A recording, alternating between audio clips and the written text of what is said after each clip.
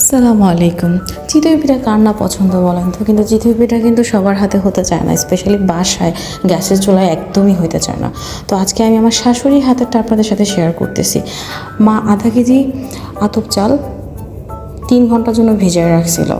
এখন এই আতপ চালগুলোকে মা 250 ml পানি, লবণ আর 1 লোকমা ভাত দিয়ে ব্লেন্ড করে নিছে। খুবই মিহিভাবে ব্লেন্ড করে নিতে হবে, যেন কোনো গুঁড়া গুঁড়া না থাকে, যেন একদম মিহির হয়। তারপর মা মাটির তাওয়াটাকে প্রিপেয়ার করে নিয়েছে, একটু লবণ আর সরিষার তেল দিয়ে একটা টিস্যুতে করে তাওয়াটা মুছে নিয়েছে যেন পিঠাটা লেগে না থাকে। আর তাওয়াটা যখন হালকা একটু গরম হবে তখন মা পিঠাটা দিয়ে দিছে। তারপর 2 মিনিট পর এই তো পিঠা হয়ে গেছে। মাশাআল্লাহ, অনেক সুন্দর হয়েছে পিঠা। তো এটা ছিল হলো চিতই পিঠা। এখন মা দিবে হলো ডিম চিতই, যেটা আমার খুবই ফেভারিট আর যেটা আমার জন্য বানানো হচ্ছে।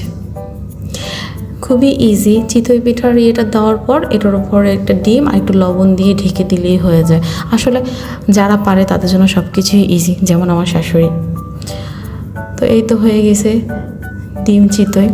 তো যারা বাসায় অনেক চেষ্টা করেও চিতই পিঠা বানাতে পারতেছেন না, তারা এভাবে একটু ট্রাই করে দেখতে পারেন। আমার মনে হয় না আপনারা নিরাশ হবেন। তো এই তো ছিল আমার ডিম চিতই। আচ্ছা, ডিম চিতই কার কার পছন্দ বলেন তো, কমেন্ট করে কিন্তু অবশ্যই জানাবেন। তো আজকে আমি পিঠা খেতে খেতে এখানেই বিদায় নিচ্ছি। সবাই ভালো থাকবেন। আল্লাহ হাফিজ।